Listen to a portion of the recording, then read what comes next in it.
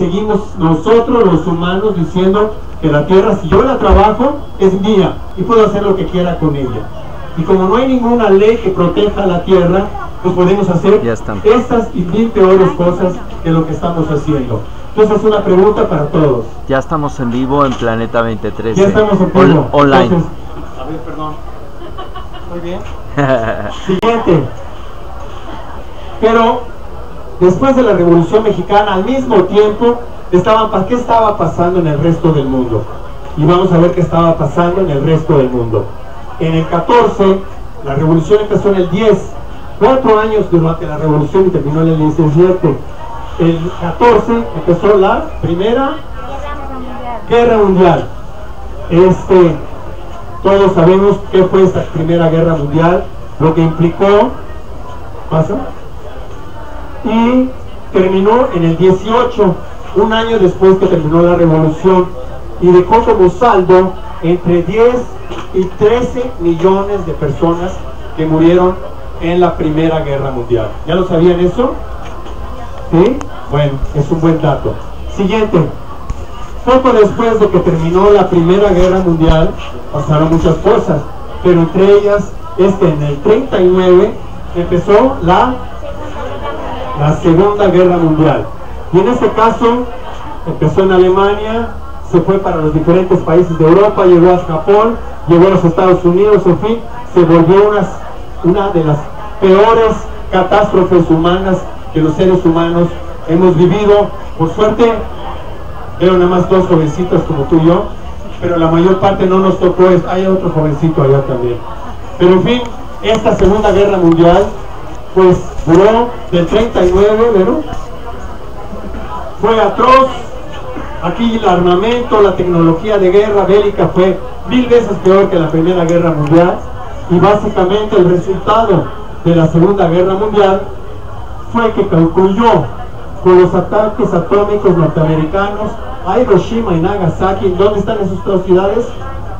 En Japón, en el 6 y 9 de agosto de 1945, y ustedes saben que fue la primera vez en la historia de la humanidad que se explotó una bomba atómica en 2 poblaciones de Japón, destruyendo absolutamente todo lo que había vivo, no solamente la vida humana, sino toda. Arrasaron y quemaron con 2 ciudades completas.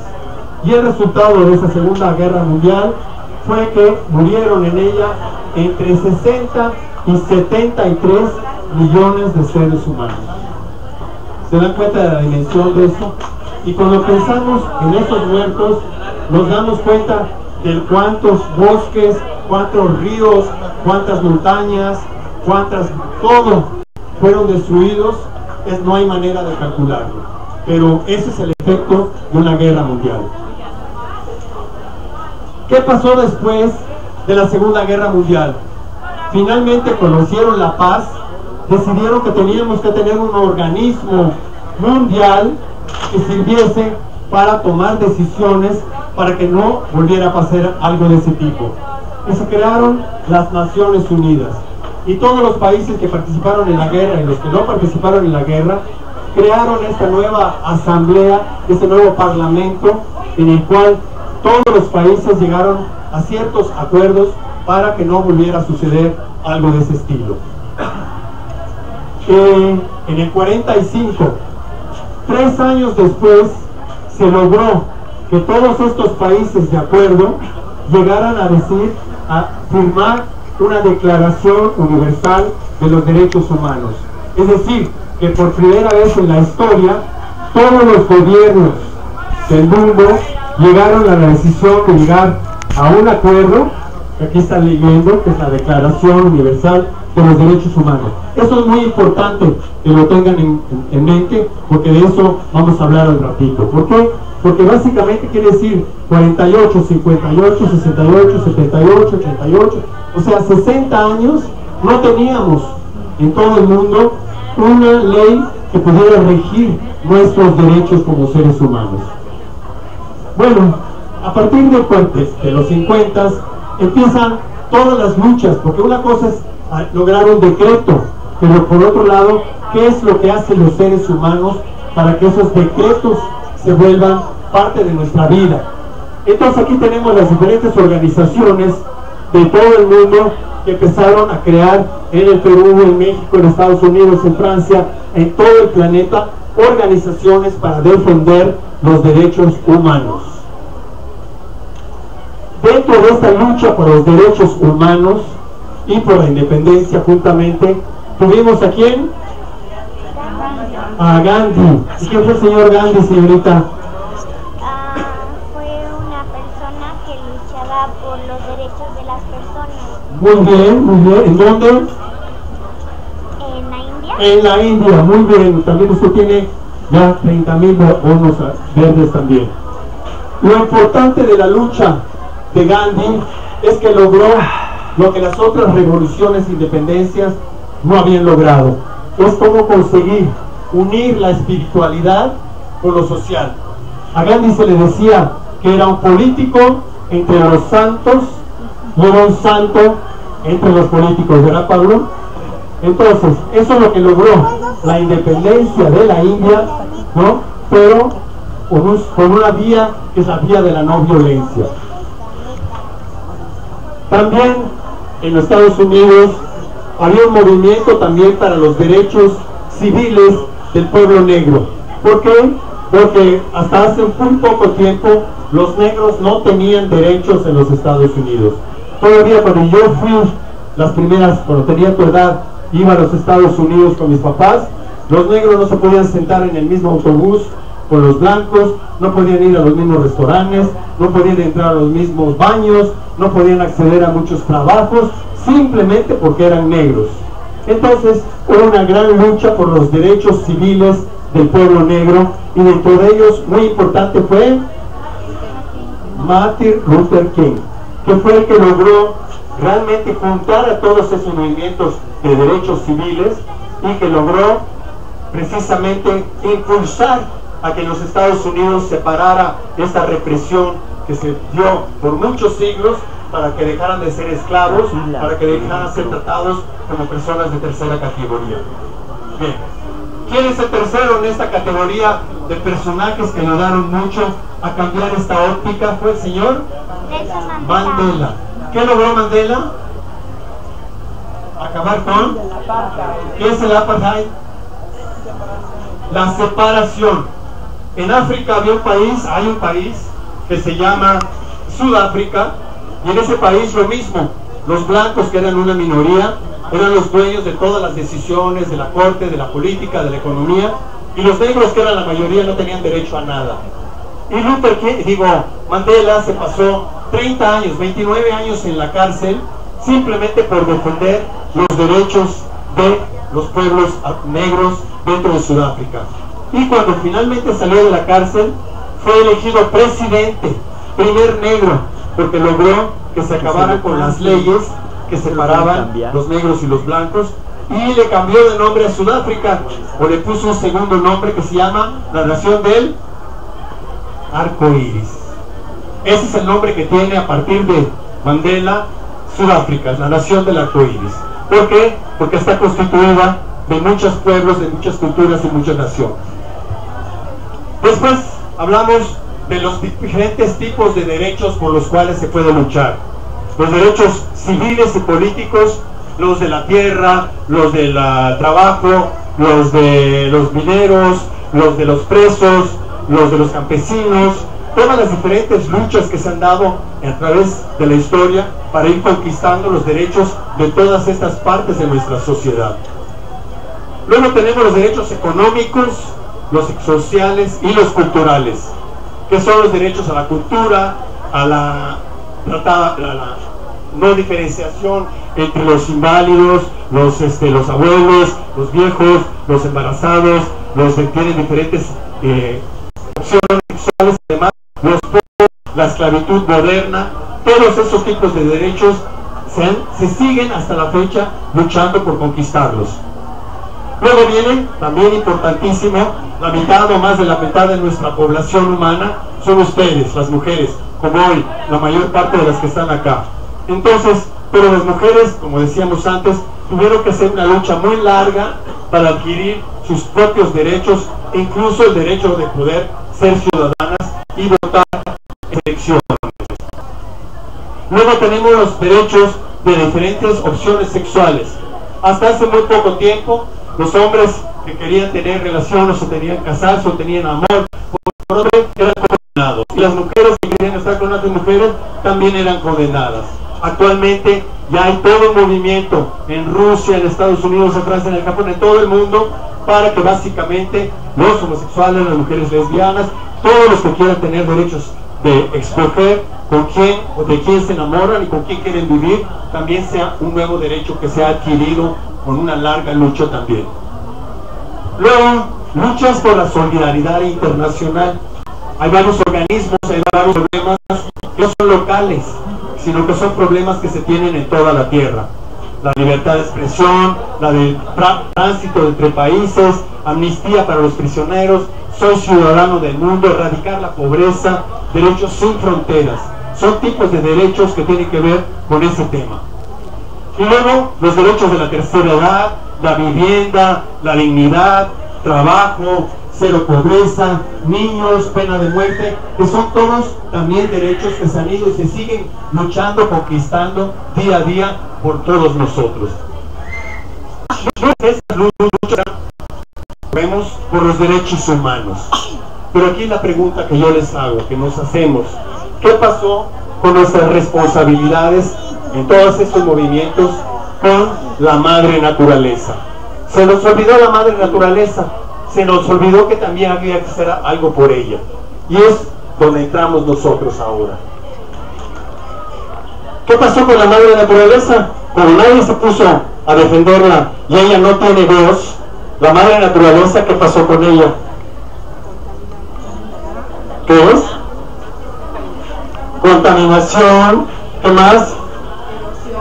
Sequía, ¿qué más? Tala de árboles, ¿qué más? Incendios, ¿qué más? Energía nuclear, más sequía, basura, petróleo en los mares. Todas estas cosas, ¿a quién están afectando? Y miren cómo está la madre tierra. ¿Cómo la ven? ¿Feliz? Está muy dañada. Tú también te ganaste 50,000 bonos por haber dicho esa palabra, porque la estamos dañando. Bravo. Siguiente. Entonces ya empezamos con las luchas por los derechos ambientales, que empezaron apenas casi ayer, en los años 80. Y las luchas por los derechos ambientales empezaron en un principio con la lucha contra la... ¿Por qué? Porque tenemos la memoria de lo que pasó en Hiroshima y en Nagasaki. Lo que pasó en Hiroshima y Nagasaki, que ya lo vimos antes, con la energía nuclear, con las plantas nucleares, lo que empezó a pasar es que básicamente empezaron a proliferar por todo el mundo plantas nucleares que usan los mismos ingredientes que las bombas, y empezaron a afectar, como siguen afectando hasta hoy en día, todo el planeta. Bueno, tenemos otras luchas de derechos con las mineras, con las papeleras, por la legalización de la marihuana. Sí, luchas que tienen que ver ya con cosas de ambiente. Luego tenemos las luchas por el reciclaje, los ríos, la dependencia de los árboles, la de los bosques, la de los animales, Laguna Verde. Y miren a la madre tierra. Hoy ya tenemos un día de la tierra, pero dice, ¿qué dice ahí? ¡Ay, qué bueno! Me celebraron mi día de la tierra, pero mire cómo tenemos a la madre tierra, ¿verdad? Bueno, seguimos. Las semillas, muy importante, los derechos de las semillas. Bueno, como decía antes, ya tenemos el Día Internacional de la Tierra, que es el día 22 de abril, y una serie de acciones que ya se están haciendo para la defensa de los derechos ambientales. Ciudades verdes, y ahorita ya hay gente que está luchando y trabajando para tener el derecho a ciudades verdes. Y hay encuentros como el cambio climático, porque es un problema verdes, patrulleros ambientales, cultivar la diversidad, la Carta de la Tierra, toda una serie de propuestas que ya tienen que ver ya no con simplemente con el tema humano, sino con el tema fundamental que es nuestra madre tierra.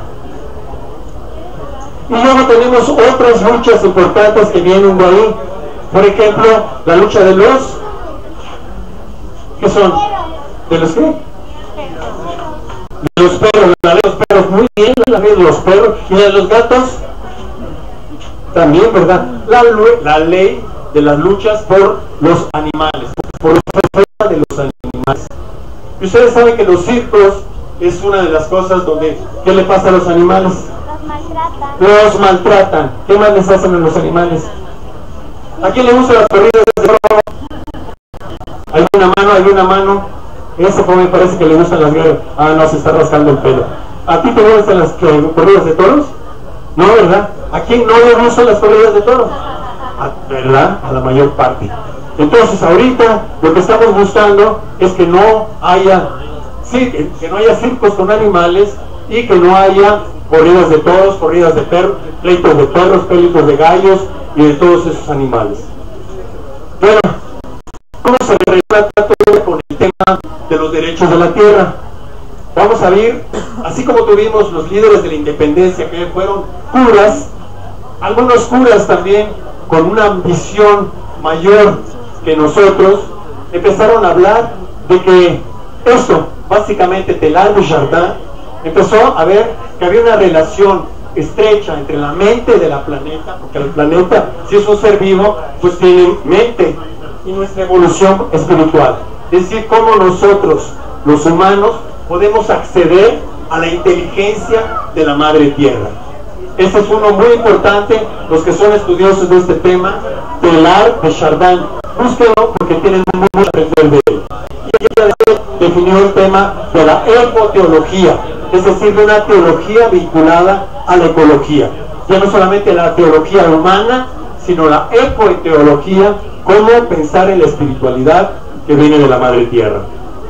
Después de él viene Thomas Berry, que también es profesor y que añadió: el universo es un lugar para celebrar, es decir, venimos a vivir en este planeta, hay que reconciliarse con el planeta Tierra, y para eso tenemos que entender que esta relación que tenemos con el universo es una de celebración, no de explotación.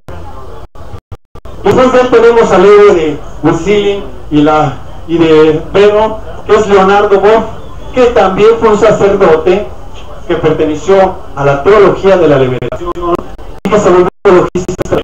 Y Leonardo Boff también empezó a hablar de la relación entre lo social, lo ecológico y lo espiritual, y el paso de la teología de la liberación a la ecoteología. Este señor, que era sacerdote, también lo corrieron de la iglesia, obviamente. Y pues mira lo que dice: una sociedad no vive sin utopías, sin un sueño de dignidad, de respeto a la vida y de convivencia pacífica entre las personas y los pueblos. Si no tenemos utopías, nos empantamos en los intereses individuales y grupales y perdemos el sentido del bien vivir en común. Ese es un gran personaje que a todos también les recomiendo que lo conozcan más. Él tuvo un diálogo con el Dalai Lama y le preguntó: ¿qué es la religión? ¿Y qué dijo el Dalai Lama? A ver, señorita, usted que es la buena lectora, venga para acá. Ven, la de siempre, la lectora número 1. ¿Qué dijo el Dalai Lama? ¿Quién es el Dalai Lama? El Papa de los budistas.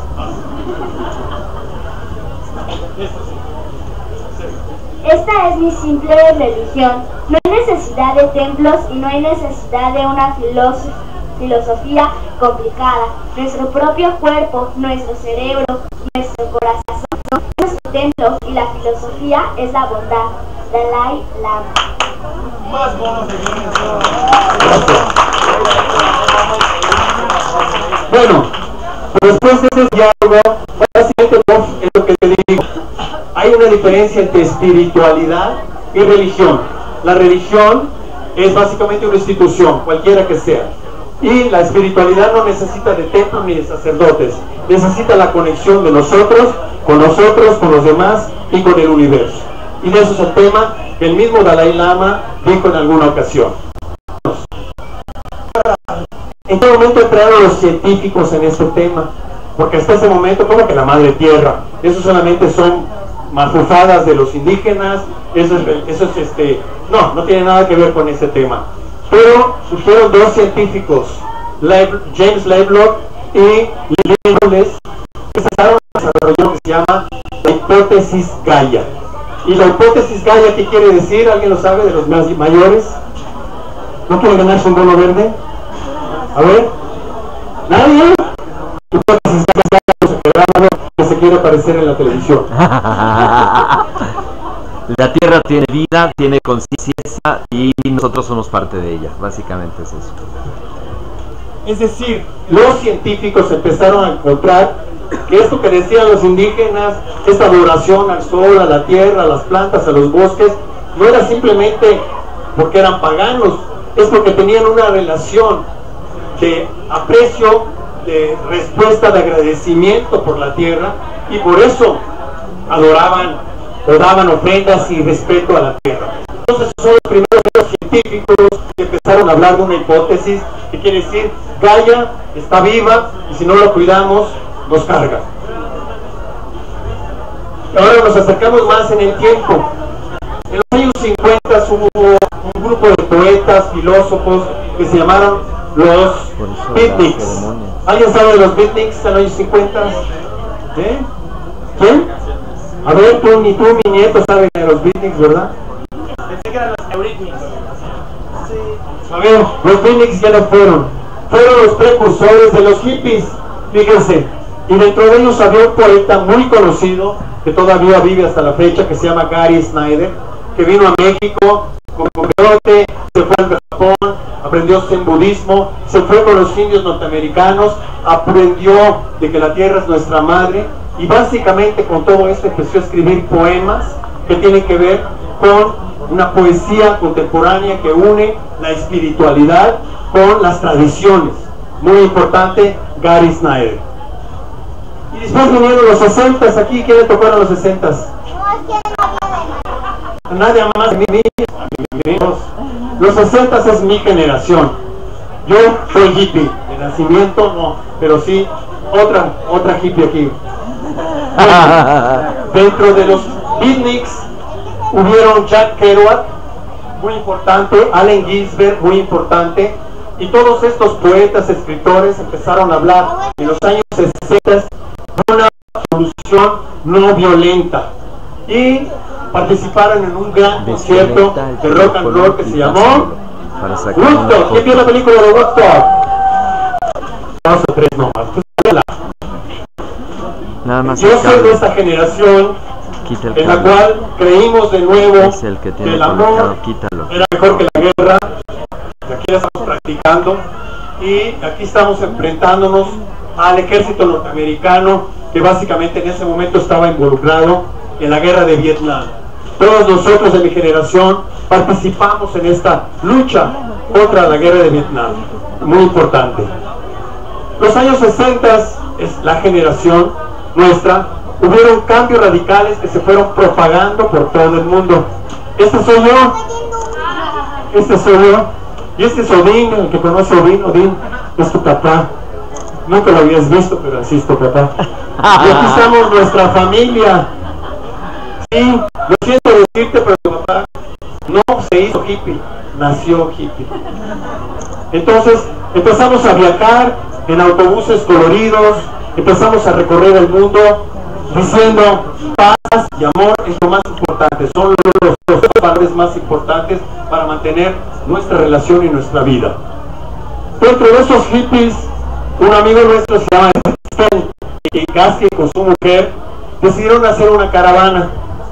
Él era un maestro de la universidad, daba clases en la universidad, como algunos de nosotros, y un día dijo, ¿para qué sirve la universidad?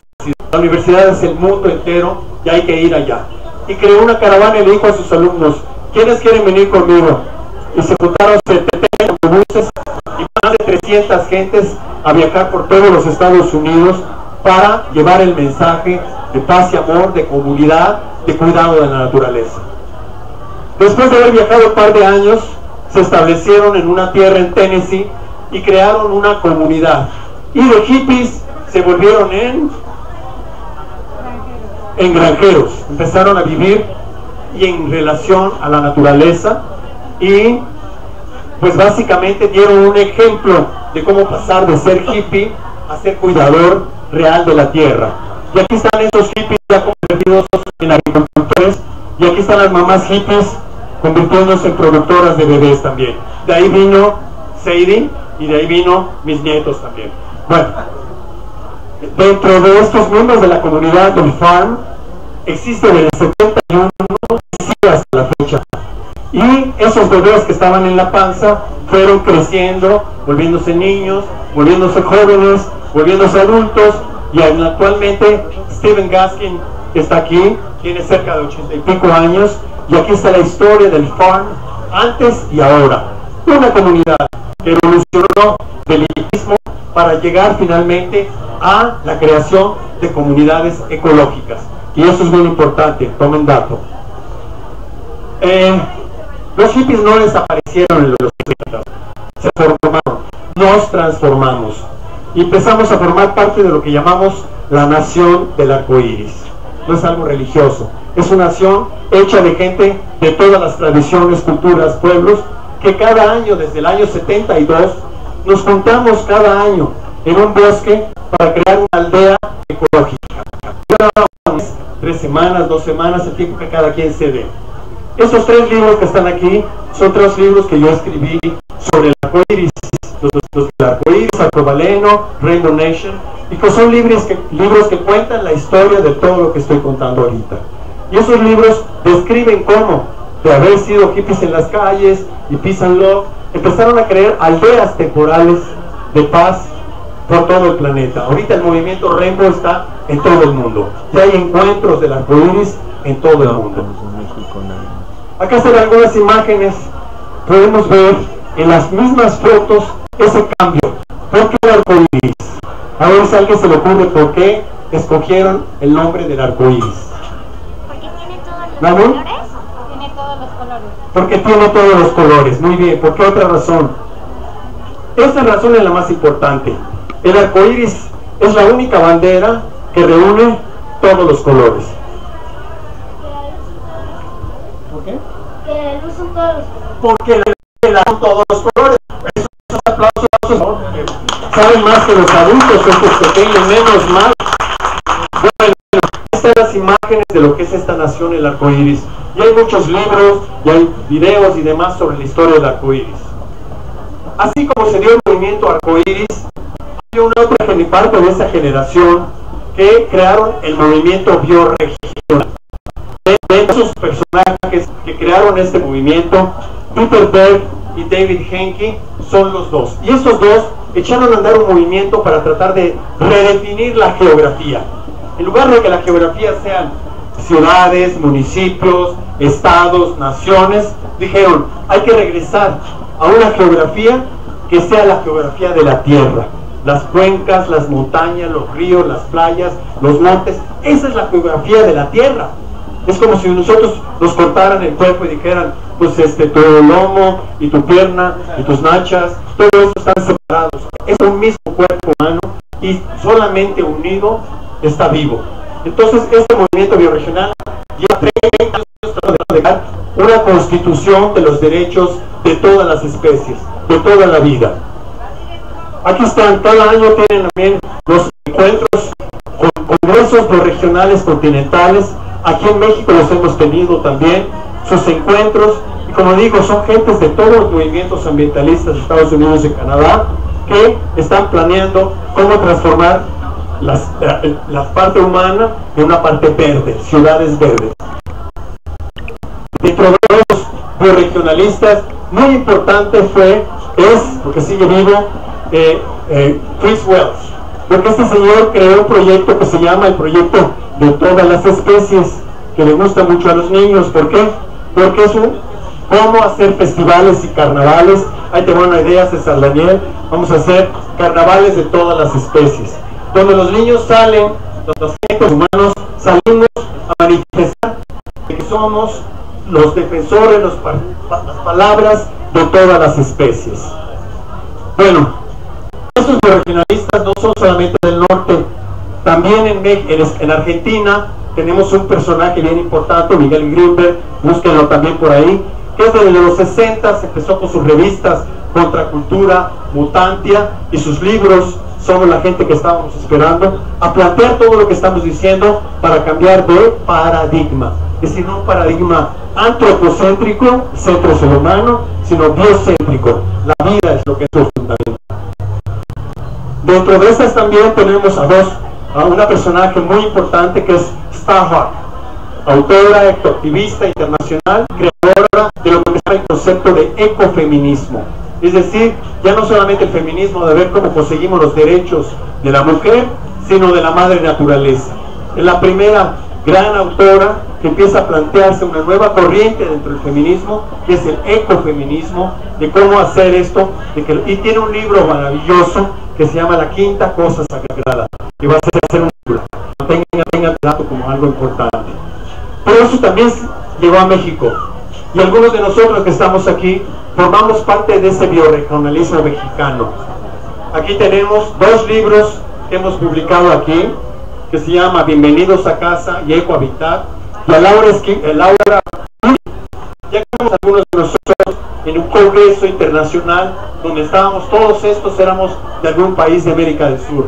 Acá está nuestra amiga Leonor, hay cubanos, hay venezolanos, hay mexicanos, gente de diferentes países de Centro y Sudamérica que ya formamos parte de este tejido en el cual las bioregiones son lo más importante y no los países y no los estados.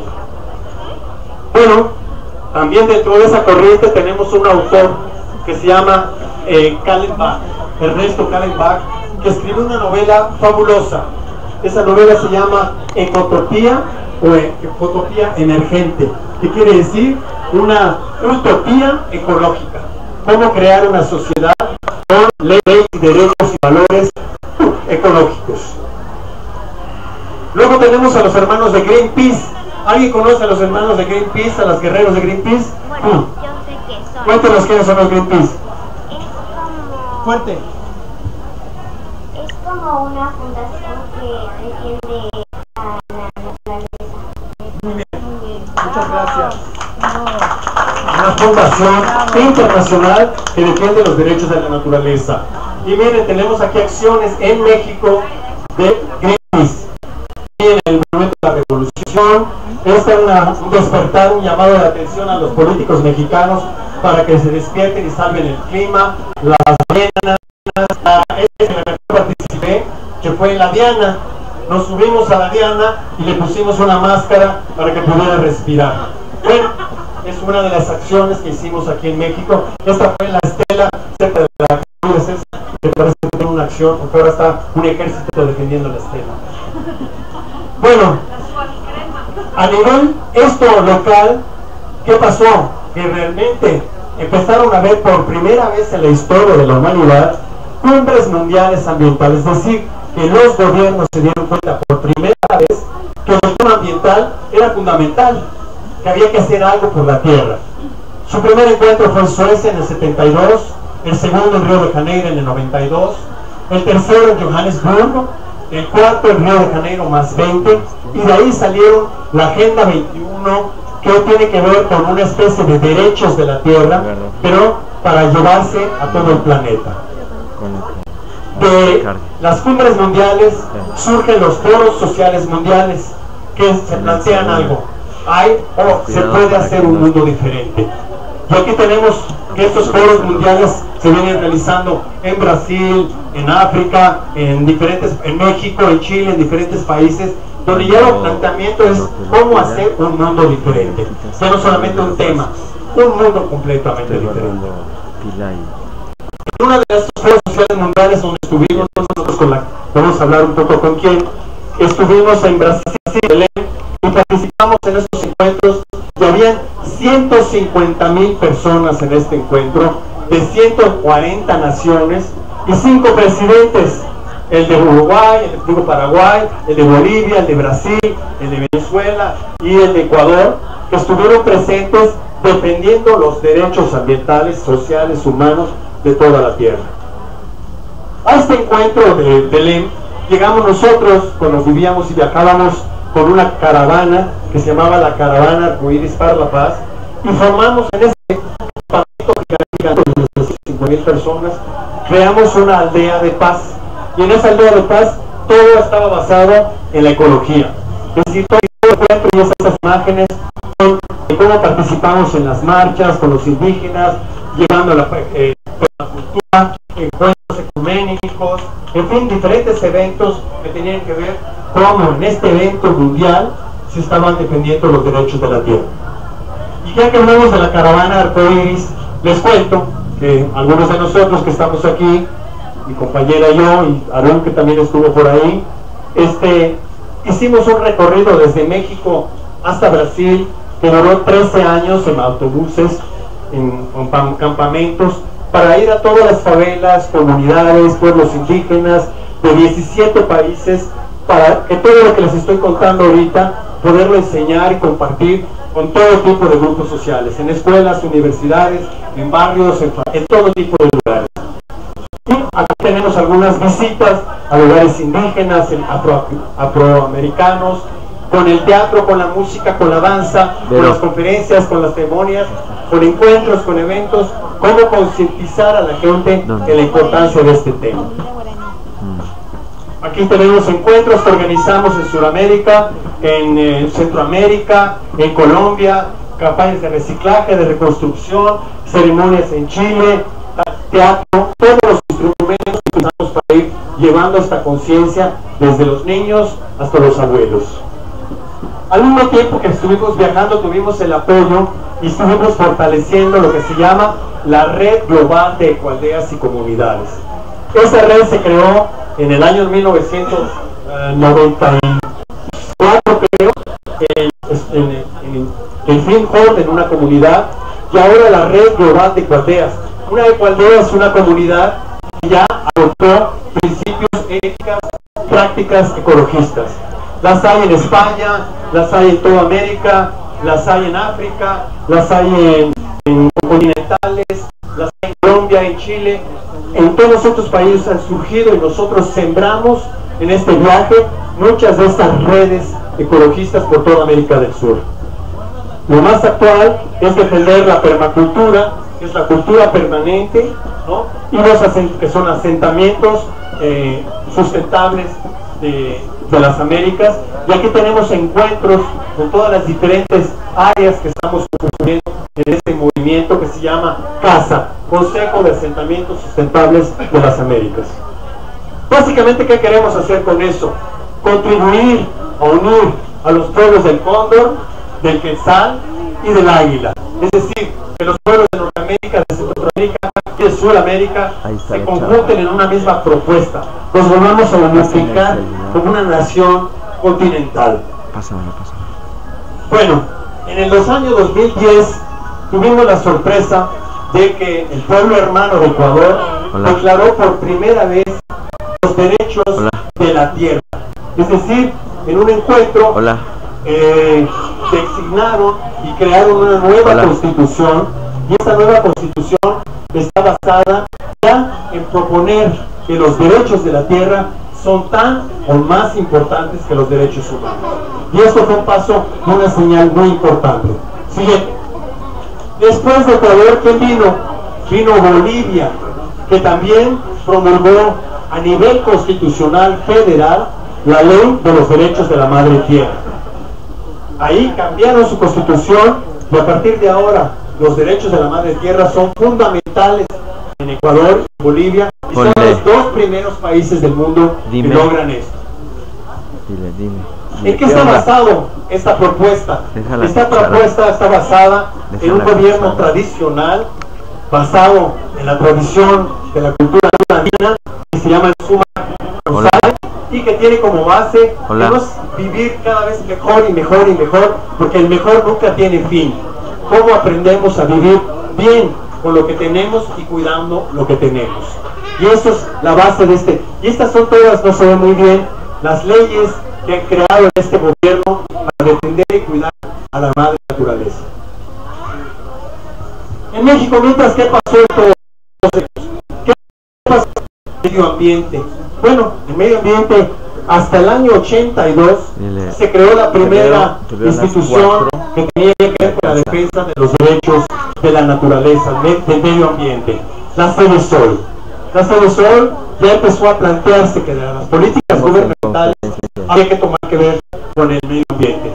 La Cedesol se convirtió en la CEDUE, primera Secretaría de Desarrollo Urbano y Ecología, en la Semarnat, que después se convirtió en la Semarnat, la que actualmente tenemos, y varios institutos que apoyan esta iniciativa, como el Instituto Nacional de Ecología, CICIANA, SECADESU, que son organismos que dependen de la Semarnat, que básicamente están ahí para la protección del medio ambiente en este país.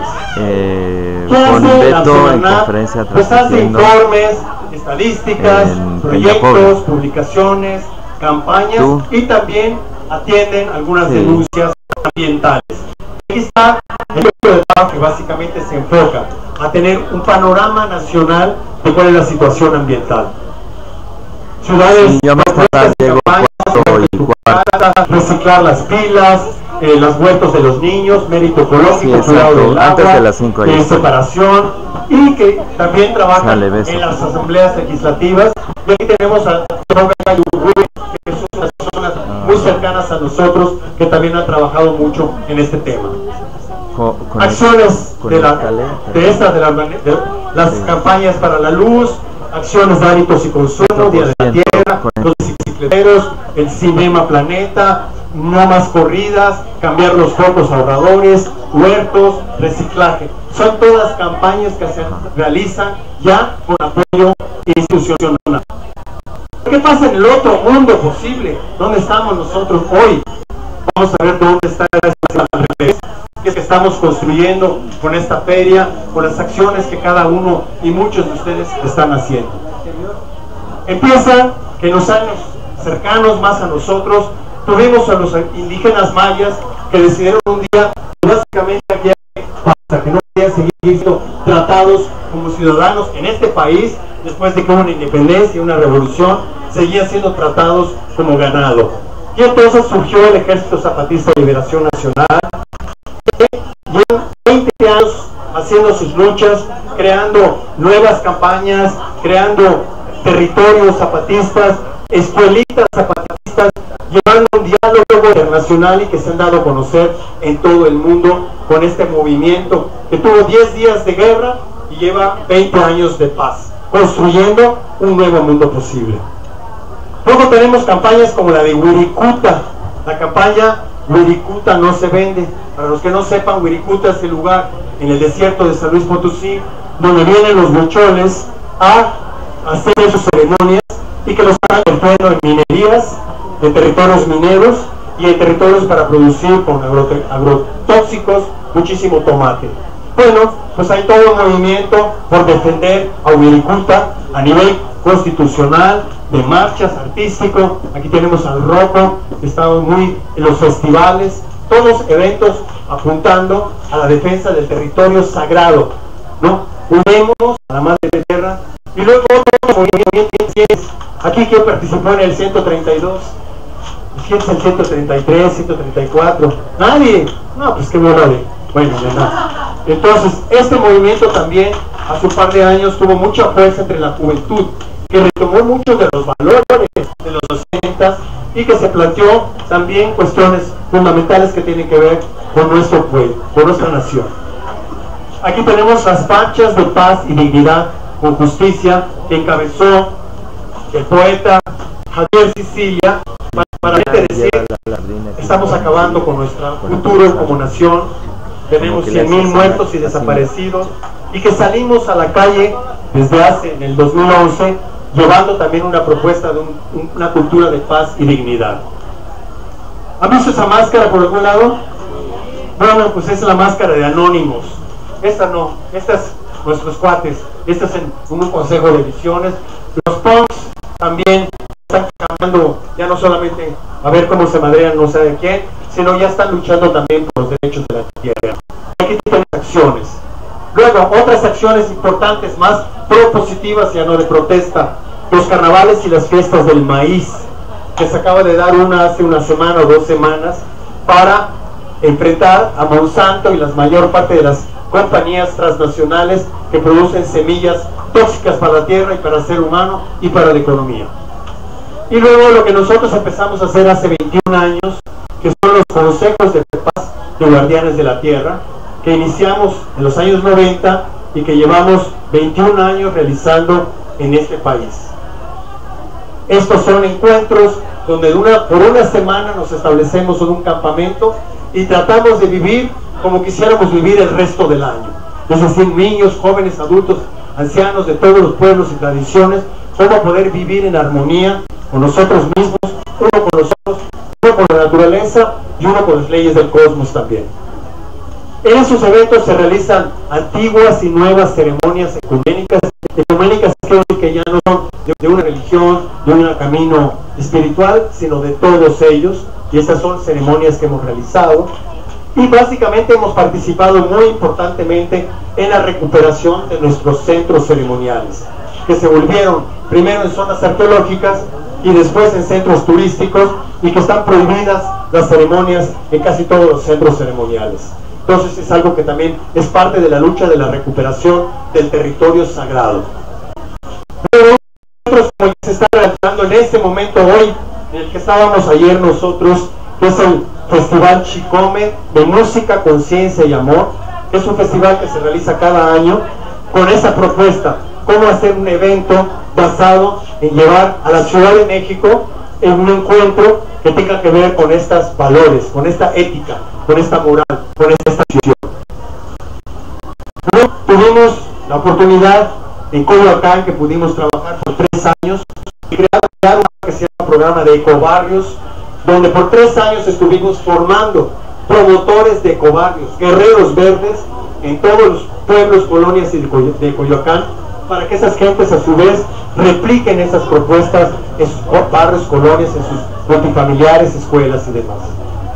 Acá están los encuentros de ecobarrios, en una parte de trabajo teórico, técnica, composta, solar, talleres en los niños. Aquí está Verónica, la primera generación de 10 generaciones que se crearon en Huehuecoyo, en nuestra comunidad, de promotores de ecobarrios, trabajo con energía alternativa, trabajos físicos para aprender a hacer calentadores solares y ese tipo de cosas. Luego llegamos a qué es la ecología emocional. Es decir, hasta ese momento estamos hablando de las acciones sociales y las acciones, pero ¿qué pasa con lo que pasa adentro? ¿Qué pasa con nuestra ecología interior? ¿De qué manera la relación entre nuestras emociones afectan a la tierra y de qué manera la tierra nos afecta a nosotros? Lo que le hacemos a la tierra nos los devuelve. Si sembramos, nos devuelve comida. Si se sembramos basura, nos devuelve basura. Por más que haga la tierra para cuidar y transformar eso, no le da. Entonces hay un par de personas que crearon el programa B, que son Merce Koning y Jaime, que son catalanes, para hablar de este concepto de la energía emocional. Cómo poder curar nuestras emociones antes de volvernos psicóticos y antes de volvernos enfermos físicos. Es un proceso. Empezamos con un problema entre tú y tu mujer, eso se convierte en un problema emocional, ese problema emocional te afecta a ti, y después tú tienes que tomarte drogas para aguantarla, ella para aguantarte a ti, acaban en un psiquiátrico los dos, se están estrangulando y etc. Vamos a tratar de ver cómo se puede crear ese tema, que lo emocional no lo reciclemos para que nos sirva para crecer como personas, que nos sirva para crecer como sociedad, en lugar de destruirnos.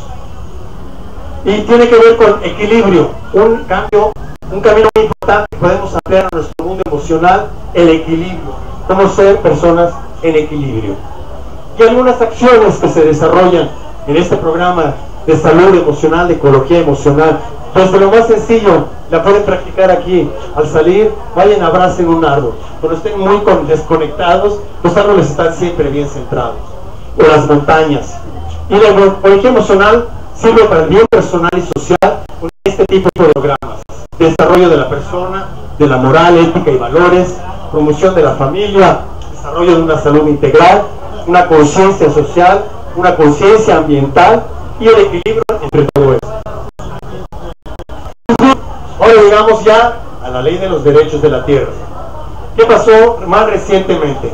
Tenemos un caballero que está ahí atrás, que después voy a ir a saludar y agradecerle, que se llama César Daniel, que es diputado, que no lo crean, que se ve así como se ve, casi uno como nosotros, pero que logró empezar a ser como diputado, como agente político, ¿no?, a convocar encuentros internacionales de culturas tradicionales ancestrales. Algo inusitado, que una persona de la política mexicana empezara a convocar gente de las tradiciones de los diferentes pueblos para básicamente traer esa sabiduría y ver de qué manera se puede aplicar a hoy en día. Dentro de sus encuentros internacionales, uno fue hace un par de años en Puebla, en un centro ceremonial, y hasta aquí Huitzilin, su compañera, que es su mano derecha, izquierda, la de arriba y de abajo, todos lados, que es la que lo está apoyando. Hay unas gentes de su grupo que vienen trabajando desde el 2011, básicamente en esto, en cómo traer lo tradicional a lo social y a lo personal. Este señor empezó a promover hace un par de años, no, hace un año, foros para los derechos de la tierra. Fue a Bolivia, aprendió de eso, a Ecuador, no sé dónde más, aprendió esta idea y él empezó a traer aquí a México, nos empezó a convocar a científicos, académicos, ex-hippies, activistas como yo, y empezó a organizar foros para ver que cada uno de nosotros podíamos aportar la ley de los derechos de la tierra para la Ciudad de México. Pues bien, este señor consiguió en la asamblea, ¿no?, que esta ley a partir del 17 de septiembre ya existe en este país, existe en la Ciudad de México, y su frase es: se reconoce a la tierra como un ser vivo, dejando atrás de la idea de que es solamente para el aprovechamiento humano. Recuerden a esa persona y agradezcamos por ese trabajo que está haciendo hoy. Después lo vamos a pasar también, no se preocupe, no te escondas. Siguiente. Que ahí el señor ahora está luchando por una nueva ley, y es la ley de salud emocional. Es decir, ¿qué pasa ahorita con las terapeutas?